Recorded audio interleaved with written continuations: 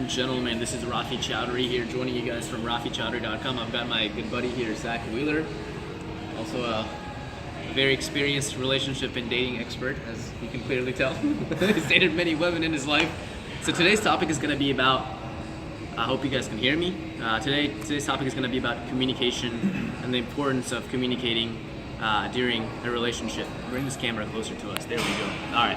So, some things about relationship communication.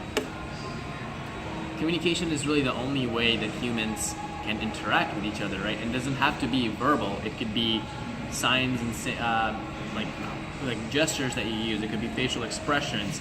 It could be hand gestures. It could be pauses or how frequently you interact with each other. It could be physical touch. So communication can happen in various different ways.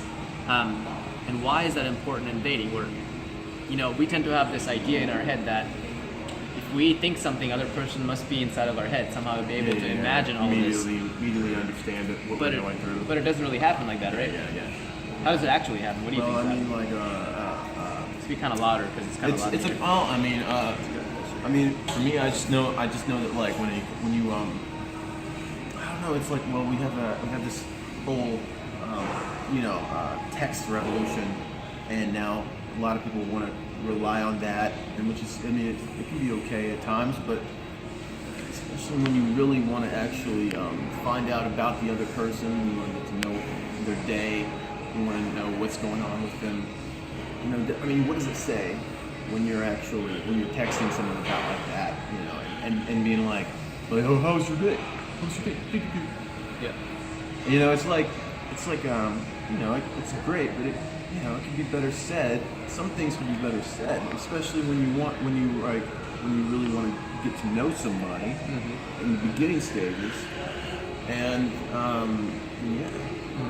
the main point I think that Zach is trying to make is that if you're gonna be texting someone, just make it meaningful conversation. Don't just say, hey, how was your day? How's it going? What did you do today? Did you have a good day?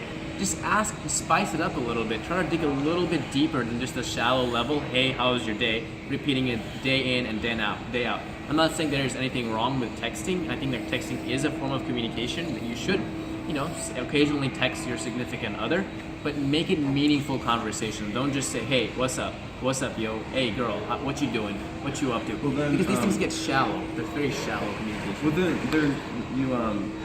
That's another thing. That's another big point. Like, girls like to be, they like to feel appreciated, and they like to have it be about them for a little bit. You know what I mean? And I think it's really, I don't know. I think a lot of times, at least with me in my experience, I know when you're sending a message over the phone, and you're really kind of, you're getting her to respond somehow. You're thinking of things to say. You're having like these nice flowery, fluff filled, words going on, and you're just trying to sweet talk her. But that's great and all, but like eventually, if that becomes routine for you, you're not gonna be able to go deeper. You know what I mean? And you're gonna start to rely on that. And it's like when you're talking to somebody, it steps up your game a little bit. It steps up your momentum. You're like, oh, wait a second. I think there's something I think I need to do more here. I think I need to, let's see where I can explore here. Whereas if she sees something, she looks in her face, right. like, oh, I like that joke. Yep. You know what I mean? Yep. Like, she'll get used to that form of communication. Yep. Definitely. And eventually she's just going to want to meet up, at one point. And you're eventually going to have that face-to-face. You're going to have that face-to-face, and then when you get, you know what I mean? Yeah. Like, what's going on with you? So tell me what's going on with you. That kind of generic, not generic, but open-ended question will actually branch things off, and you can be like, as you listen, you wait and you hear that right moment where you can go, oh, and it just makes you ask another, you listen and get curious in a way. You know what I mean? Yep. And Definitely. you get that. You can get to go to the next. Definitely. Next question. You're like, well, how does that branch off here from here? Yeah, definitely agree. I think the point again that Zach was trying to make here is that I don't know if you guys ever read the book How to Win Friends and Influence People by Dale Carnegie. He stresses the point that people love talking about themselves. People really like it when you give them a genuine compliment about themselves, like something that you actually find interesting about that person, and you probe deeper and deeper to understand who they are as a person, their feelings and how they're feeling, how they react to certain situations and things like that. So to probe into somebody and ask a more meaningful, deeper question is a much better way to try to get to figure out how their day is going than just the mundane and shallow things. Just try to find genuine things to ask people. There's a storybook formula. There's a formula for writing story. A friend of mine told it to me. It was basically like you frame it by like drawing out a tree, and say you're talking about family. Family, in this sense, is like would be set in the trunk, like at the very bottom, and the biggest, fattest white part. And then as it goes up, it gets the fork. It gets the fork out, and it goes. Family could go to like 4 different topics. You have like a branch, like 4 different branches. Love, siblings, unity, trust, communication, for example, like how often you talk to them.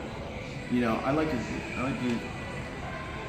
think that was a great way for me to think about, communication in that sense, where you can like have a conversation starter, like based on like a tree of a trunk, and you just like from there you're like, okay, what makes up this topic? You know what I mean? Like this subject matter. There you can go out, and then from there, by the time you get to like the leaves portion, you're just like having fun. Definitely. Let's move on to another point in communicating with your significant other is that you got to let them know. Once you're in a relationship and you guys are having certain trouble, and again, conflicts are gonna come up all the time. There's always gonna be disagreements. It's really important that you communicate to the other person. So Lay it out there. Exactly. So if you feel like your significant other isn't reaching out to you enough times of the week, that you feel like you're, not getting the attention that you deserve, that you're not spending enough time together, let them know that. Don't hold grudges, but let them know, hey, this is bothering me. Can we do something to where it's comfortable for both of us? You haven't seen them at all that week, and you want to like make a plan. Yep. Or something like that. Exactly. Or like if you want to like if you want to say like I just think that's a great way to start. I just think that's a great way to like get in touch with somebody, is just to ask how they're doing anyway. Yeah, exactly. Like what's going on with you, they're gonna immediately tell you. Right. And even if you're the one that's going to be kind of disappearing for a week, maybe you've got this big concert coming up, this show coming up, whatever the situation might be, let the other person know. You're going on tour. Yeah, exactly. If you're going on tour for the next 6 months, let them know that, hey, I'm actually going to be away for a while. This is the reason for it. Here's the reason why. But I will keep in communication with you during that point. Like right, this, and that's this one cool thing about like texting is like back, there have been long distance relationships for an eon now, for a good part of the century. There's been Ming Dynasty, yeah, because of well, I'd say since telephones, It's the beginning of time, since the and so like there's that, and with texting, it provides, I think, a lot more of an interface in that area, where you don't have to go. You don't have to go to the phone, dial the number, right, and start, getting all amped up and everything. Right. If you can text somebody during that time, that's a great thing. Right, definitely. So moving away from the topic of texting, I think that texting is a good, way to communicate. But far better than texting is real life, face-to-face communication with somebody, or even a telephone chat is actually better than that. And that's the reason for that is because meanings are lost when you send a text message. If you don't put the smiley face at the end of it, if you don't put the exclamation mark, I wonder, is she mad? Is he mad at me? Like, what does that mean? It's just very hard to communicate human emotions and human intentions, the context, is very tricky. I've gotten so deep into like relationships that we're long distance that it's like once you sense that person has something's on their mind, something's wrong, that she'll text something to you, and you'll be like, well, this is she could lay out something for you. She could lay out a nice response to you, but you just know based on your track record, something's not right. She's got something. Exactly. At a certain point, you get that sense of someone. Yeah, exactly. And that's like, it's a great place to be. I think it's a great place to be between the two of you. And if you're there, that means there's something there. Right. Yeah, definitely. Definitely, if you can get away from the texting and just meet up in person or even do a phone call, it's a far better idea because the communication is much more transparent. You're right there next to them. You can see them, you can touch them. Don't get creepy with it, but you can, you have that human interaction, that face-to-face connection is so much deeper than just texting.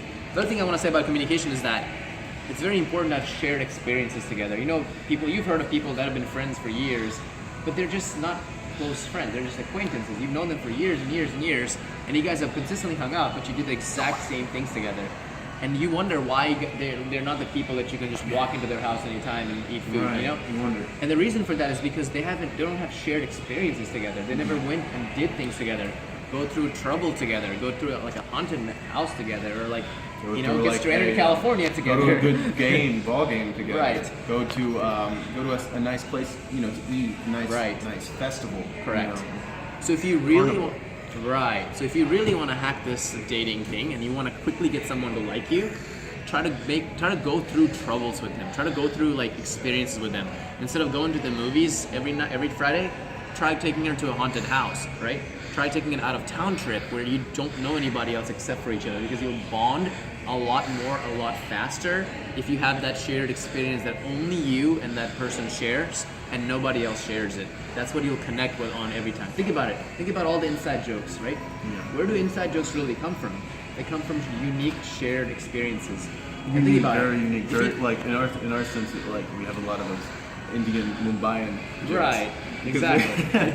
Because we have so many people we know. We could be doing those any time, and nobody will know what the hell it is. And so think about it. If you think about some of your closest friends, they're the people that you have the most inside jokes with, ultimately, at the end of the day. And that's because you have so many unique shared experiences together. Yeah. So that's very important for relationships as well. If you're starting out in dating, try to create unique shared experiences. It doesn't necessarily have to be just you and her, talking about but it could be with other people as well. Yeah, you're talking about moments in life that are we're whoa, I can look back on that. I can look back on that day, the way that the way the hot dogs smelled, when they were, I was getting it handed to me, stuff like that, things that are actually meaningful and that have, that are not necessarily, they may be common in a way, but if it's something the two of you really like to do, it makes it. Exactly.